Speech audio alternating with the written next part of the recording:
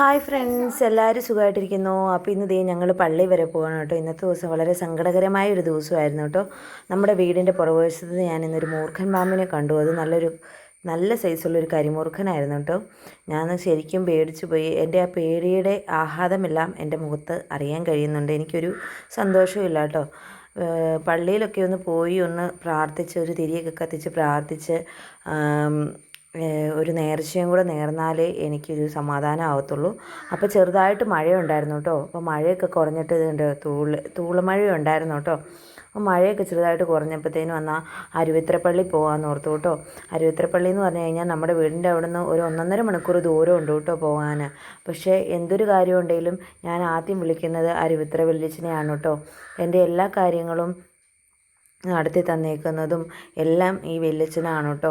വല്യച്ഛൻ മാത്രമല്ല, ഞങ്ങൾക്ക് ഭയങ്കര വിശ്വാസമാണ് കേട്ടോ. അപ്പോഴത്തേനും അങ്ങോട്ടേക്ക് പോയിക്കൊണ്ടിരിക്കുകയാണ്. അപ്പോൾ 1.5 മണിക്കൂറത്തെ യാത്രയ്ക്ക് ശേഷം ഞങ്ങൾ അരുവിത്ര പള്ളിയിൽ വന്നു.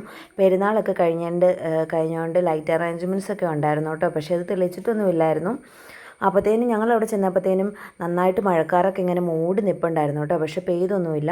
പിന്നെ ഞാൻ പള്ളിയിലൊക്കെ പലതവണ പോകുന്നുണ്ടെങ്കിലും ഇതൊന്നും ഇങ്ങനെ വായിച്ച് നോക്കിയിട്ടില്ല കേട്ടോ. പള്ളി പണി കഴിപ്പിച്ച വർഷമോ അങ്ങനെയൊന്നും ഞാൻ നോക്കിയിട്ടില്ല, കൂടുതലും ഡീറ്റെയിൽസ് ആയിട്ട് നോക്കിയിട്ടില്ല.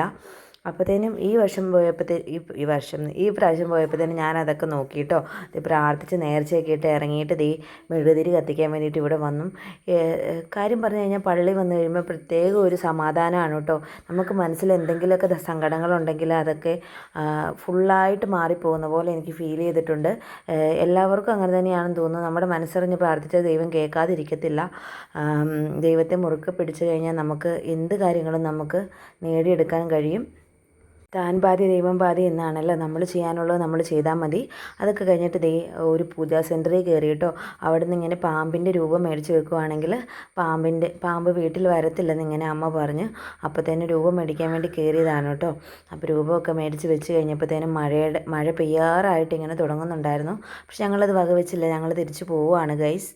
അപ്പോൾ ഇപ്പോഴത്തെ മഴയെന്ന് പറഞ്ഞാലും പെയ്ത് കഴിഞ്ഞിട്ട് അങ്ങ് പെട്ടെന്ന് മാറുന്ന ടൈപ്പ് മഴയാണല്ലോ.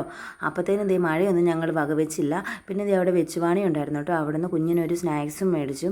അവൾക്കാണെങ്കിൽ അത് മതിയെന്ന് പറഞ്ഞു. പിന്നെ മേടിച്ച് കൊടുക്കാതിരിക്കാനും പറ്റിയല്ലോ. പിന്നെ വന്ന വഴിക്കല്ലാട്ടോ ഞങ്ങൾ തിരിച്ചു പോകുന്നത്.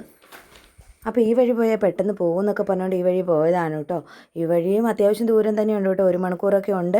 പിന്നെ കടയിൽ നിന്ന് മേടിച്ച ആ ഒരു സാധനം അവൾ എൻ്റെ കയ്യിലൊന്ന് തൊടിയിക്കുന്ന പോലും ഇല്ലായിരുന്നു കേട്ടോ. അവളുടെ വിചാരം അത് ഞാൻ തൊട്ട് കഴിഞ്ഞിട്ടുണ്ടെങ്കിൽ ഞാനെടുത്ത് തിന്നൊന്നും കണ്ടായിരുന്നു തോന്നുന്നു വിചാരം. പിന്നെ വഴി സൈഡിലുള്ളൊരു കടയിൽ കയറി ഞങ്ങൾ ചായ കുടിച്ചു. നല്ല പഴംപൊരി ഉണ്ടായിരുന്നു, നല്ല ഉള്ളിവട ഉണ്ടായിരുന്നു കേട്ടോ. മുട്ട ബജിയൊന്നും ഞാൻ കഴിക്കില്ല. അപ്പോൾ അത് മേടിച്ച് കഴിച്ചു ഞങ്ങൾ. സാധാരണ ഒരു കടയിൽ കയറി കഴിഞ്ഞാൽ നമുക്ക് കയ്യിൽ നിന്ന് ഒരു 10-20 രൂപ പോക്കാണ്. അപ്പോഴത്തേനും അതിലും ഭേദം ഇങ്ങനെയുള്ള സ്ഥലത്ത് കയറി കഴിക്കുവാണെങ്കിൽ നമ്മുടെ വയറും നിറയും, മനസ്സും നിറയും, നമ്മുടെ കയ്യിലെ ക്യാഷും അധികം പോകത്തില്ല. അപ്പോൾ അങ്ങനെ കയറി കൊച്ചും പഴംപൊരി കഴിക്കുന്നുണ്ട്. ഞാനും ഇപ്പുറത്ത് ഇന്ന് പഴംപൊരി കഴിക്കുന്നുണ്ട് കേട്ടോ. ഇത് റോഡ് സൈഡിൽ തന്നെ ഉള്ളതാണ് കേട്ടോ. ഒത്തിരി ആൾക്കാർ അപ്പോഴും അവൾ ആ കൂടയിൽ മുറുക്കെ പിടിച്ചിട്ടേക്കുവാണ്. പിന്നെ കീടനാശിനി മേടിക്കാൻ വേണ്ടിയിട്ട് കയറിയതാണ് കേട്ടോ. നമ്മൾ പാമ്പൊക്കെ കണ്ടില്ലേ, അപ്പോൾ എന്നാൽ പുല്ലൊക്കെ ഒന്ന് കരിച്ച് കളഞ്ഞേക്കാമെന്ന് ഓർത്ത് അവിടെ കയറി കീടനാശിനി മേടിക്കാൻ വേണ്ടിയിട്ട് കയറിയേക്കുവാണ് ഒരു കടയിൽ. അപ്പോഴത്തേനും കയറി അതൊക്കെ മേടിച്ച് പിന്നെ തിരിച്ചു പോകാൻ വേണ്ടിയിട്ട് തുടങ്ങുവാണ് കേട്ടോ. അപ്പോൾ ഇന്നത്തെ ദിവസം എന്ന് പറഞ്ഞാൽ ചെറിയൊരു വ്ളോഗ് ഉള്ളൂ ഇത്. ഇപ്പോൾ സത്യം പറഞ്ഞു കഴിഞ്ഞാൽ പള്ളിയിൽ പോയിട്ട് വന്നപ്പോൾ തന്നെ മനസ്സിന് നല്ലൊരു സമാധാനമുണ്ട് കേട്ടോ. നേർച്ചയൊക്കെ ഇട്ട് കഴിഞ്ഞ് വന്നു കഴിഞ്ഞപ്പോൾ നല്ലൊരു സമാധാനമുണ്ട്. അപ്പം ഇത് പോകുന്ന വഴിക്ക് ആകാശത്ത് കണ്ട നല്ലൊരു കാഴ്ചയാണ് കേട്ടോ കണ്ടത്.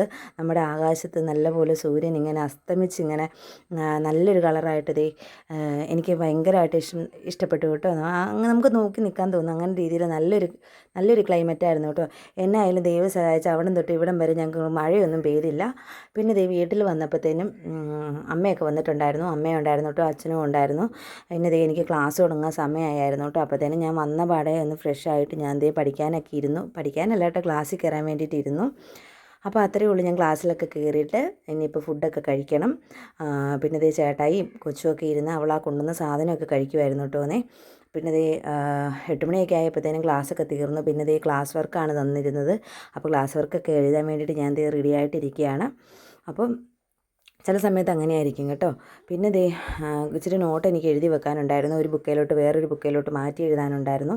അപ്പോൾ അവൾ ദേ അപ്പുറത്തിരിക്കുന്ന സമയത്ത് എന്നാൽ എഴുതുവാണെങ്കിലും അല്ലെ പിന്നെ അവളിങ്ങനെ ഡിസ്റ്റർബ് ചെയ്യും കേട്ടോ. ഓരോരോ കാര്യങ്ങളും പറഞ്ഞുകൊണ്ട് വന്നുകൊണ്ട് ഡിസ്റ്റർബ് ചെയ്യും. അതുകൊണ്ട് ദേ ഞാൻ എഴുതാൻ വേണ്ടിയിട്ട് പോവുകയാണ്. അപ്പോൾ നടുവിന് ഭയങ്കര വേദനയാണ് കേട്ടോ. ഇങ്ങനെ എഴുതാനിരിക്കുമ്പോഴത്തേനും ഒറ്റ ഇരിപ്പിരിക്കുമ്പോൾ എനിക്ക് പറ്റിയല്ല കേട്ടോ. അപ്പോൾ ഇതിന് അത്രയേ ഉള്ളൂ. ഞാൻ എഴുതിയിട്ട് ഇനിയിപ്പോൾ ഫുഡൊക്കെ കഴിച്ചിട്ട് കിടക്കണം. നമുക്ക് കപ്പയും മീൻകറി ആയിരുന്നു കേട്ടോ കഴിക്കാൻ. അപ്പോൾ കപ്പയും മീൻകറിയൊക്കെ കഴിച്ച് സുഖമായിട്ട് കിടന്നുറങ്ങി.